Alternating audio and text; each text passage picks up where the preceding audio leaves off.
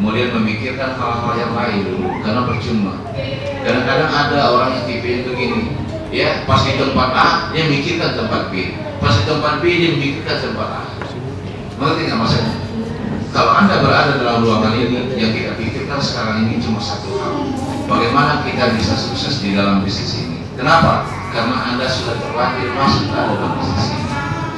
Kalau kita masuk dalam satu permainan, bukan untuk sekedar memainkan permainan itu, tapi bagaimana kita bisa berhasil dalam permainan itu. Setuju nggak? Semangat Go? Luar biasa. Semangat Go? Luar biasa. Ya, tepuk tangan untuk semua kita. Oke, hal yang pertama yang saya temukan di dalam bisnis MLM itu, ternyata bisnis MLM itu bukan bisnis produk. Bukan.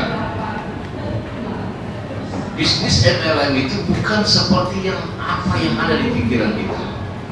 Mungkin saat ini memang ya di depan Anda, di waktu kita masuk dalam bisnis ini, ya, kemudian nanti kita lihat di Sumarnako itu ternyata ada kostum, ada susu istilahnya, betul kan?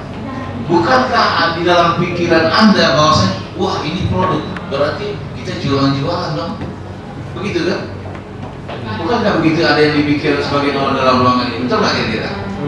Untuk apa lagi produk kalau bukan untuk dijual? Ya, untuk apa lagi produk kalau bukan untuk dijual?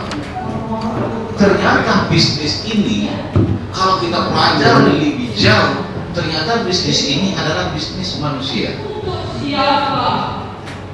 Bisnis manusia. Atau dalam bahasa Sumatera Barat itu disebut dengan people business.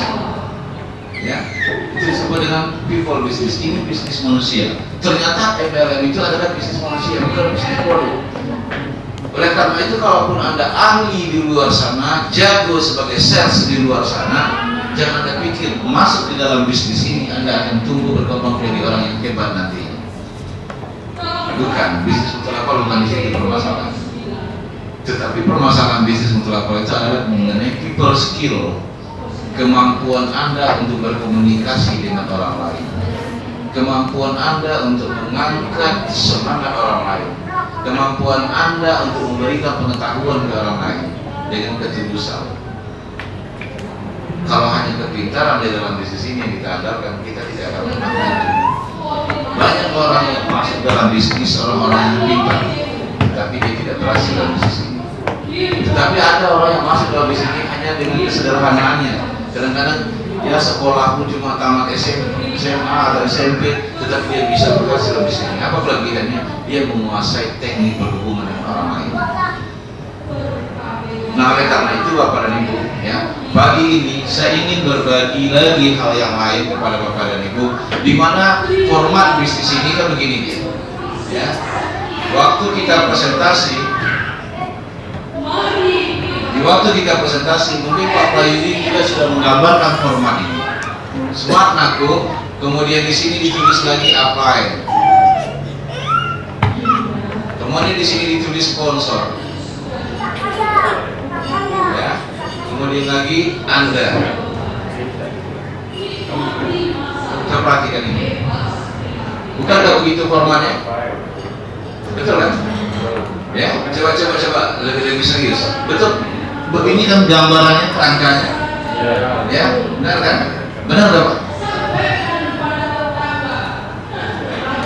Baru kali ini, sudah bergabung atau belum? Oh belum, nggak apa-apa, tenang aja, ini buat cek, tenang aja di situ. Nah, formatnya adalah seperti ini, ya, di mana ada sebuah perusahaan, Sumarnako dalam konteks ini, kemudian di situ ditulis apply, ditulis sponsor, ditulis Anda. Di mana di dalam bisnis ini, ya, keberhasilan seseorang, ya, lebih banyak ditentukan oleh dirinya.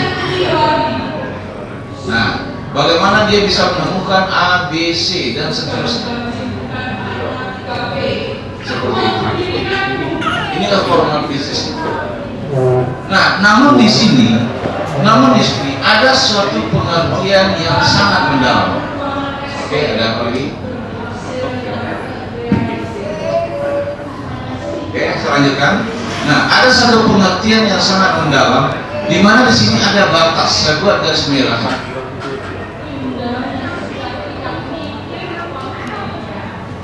Kita buat batas.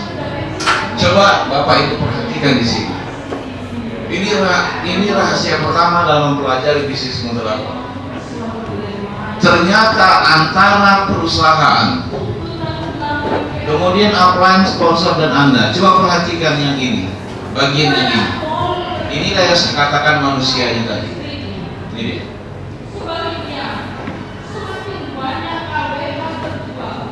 Sementara Smart Nago itu menyediakan dua hal. Yang pertama disediakannya produk, yang kedua disediakannya kompensasi bisnis. Itu disebut marketing plan.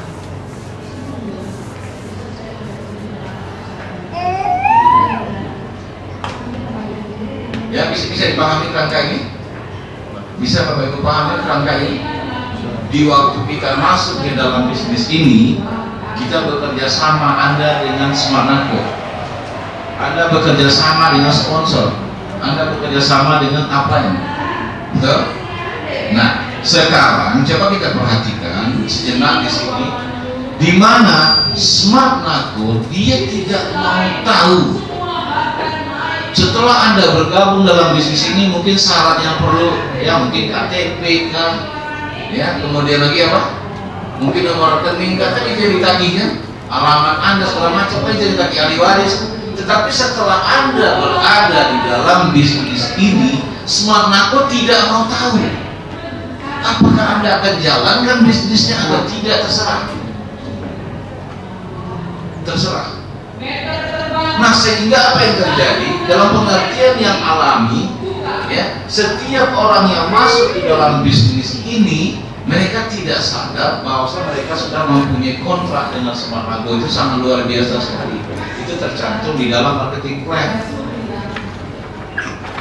Jika Anda mendistribusikan produk segini, makanya Anda dapatkan segini. Kalau Anda distribusikan produknya segini, Anda dapatkan segini. Itulah disebut dengan marketing plan. Bisa dipahami itu? Bisa dipahami. Bagi hasil itu kan ada. Kalau Anda bikin sekian dapatnya, kemudian Anda SM sekian dapatnya, Anda PD sekian dapatnya, kemudian SPD sekian dapatnya. Itu disebut dengan kompensasi bisnis. Nah, semua itu tergantung bagaimana Anda mendistribusikan produk ini, betul kan? Betul nggak kira-kira? Nah, yang jadi permasalahan adalah di mana kita di dalam bisnis ini, ya, tidak sendiri. Kami dengan Pak Prayudi dalam hal ini mungkin barangkali dalam satu bulan barangkali cuma 3 box, tetapi dari 3 box itu kita mendapatkan puluhan juta dalam bisnis ini. Bahkan bulan kemarin, ya, alhamdulillah sekali kita mempunyai bonus itu, ya, itu lebih dari 9 digit bulan kemarin. Nah, sementara kita coba berkorban di sini cuma 3 box. Lantas apa artinya? Coba pikirkan apa artinya? Berarti bonus kita terima dari pendistribusian daripada tim kita. Dari tim kita, semakin besar tim kita, maka semakin besar hasil yang bisa kita terima dalam bisnis ini. Itu pengertian dasar dulu. Oleh karena itu, Bapak dan Ibu yang ada dalam ruangan ini, jangan lugu bahwasanya ternyata bisnis multilevel itu adalah bisnis kepemimpinan. Ya, bisnis MLM itu adalah bisnis kepemimpinan. Semakin besar kita,